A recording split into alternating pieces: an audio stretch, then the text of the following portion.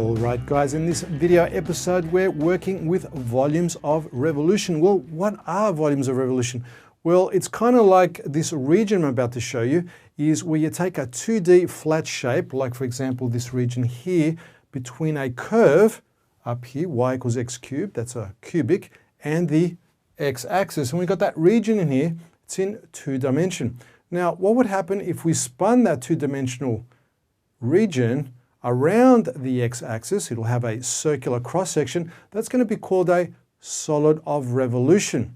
And that solid of revolution is the volume that we're after for this particular region. So what's the formula? The formula is V for volume equals pi times the integral between the two upper limits, the upper limit b and lower a, integral of y squared dx, dx meaning it's about the x-axis. So here's our region in 2D again, that light blue area. I'm going to draw it now and make it 3D, and then we're going to use integral calculus by dragging and dropping and putting all the content into that formula and coming up with the volume of revolution for this particular figure with these particular limits. And the limits are between 0 and 2. So let's get stuck into drawing it first so we can see what it looks like in 3D. Go guys, the solid of revolution rotating around the x-axis from the limits of x equals 2 all the way to the origin x equals 0. It's kind of got that trumpet look to it. What we're going to do now is we're going to take those limits and plunk them into this formula right here, and we're going to find that volume of that solid of revolution. So the formula for this curve, first of all, is y equals x cubed.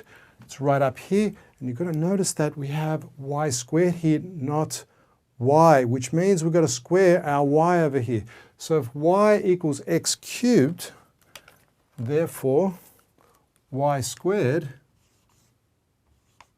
is equal to x cubed to the power of 2, because we're going to square it, which equals x to the power of 6. So we're going to take x to the power of 6 and plonk it right in there. So let's go ahead and do that.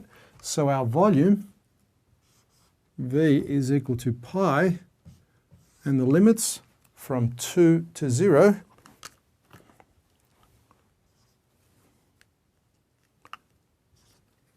of y squared, there it is again, x to the power 6, let's put it in here. And of course about the x-axis, we're going to put that dx over there. So let's go ahead and integrate. We're going to raise the power by 1 and divide by it, so that x to the power 6 will simply become x to the power 7 all over 7. Put square brackets around it, and let's put the limits in there. We have from x equals 2 to x equals 0, dx rotated about the x-axis. Put the pi in the front, that's our volume. So now let's go ahead and substitute the 2 and the 0 into that. I'm going to write out the structure and all the brackets, and then we're going to substitute in last so it's easy to follow. So V is equal to pi, let's put the square bracket, to the power of 7 over 7, take away to power 7 over 7, close brackets. All we've got to do is drag and drop the 2 right over here, put it there, and the 0, put it right over there.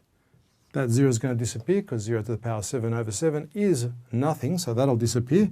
So on this side, we have volume V equals pi, and we know that 2 to the power 7 in your calculator is 128. 128 over 7. Okay, so our volume of revolution, the solid formed between 0 and 2, spinning around right here, in total, that solid revolution equals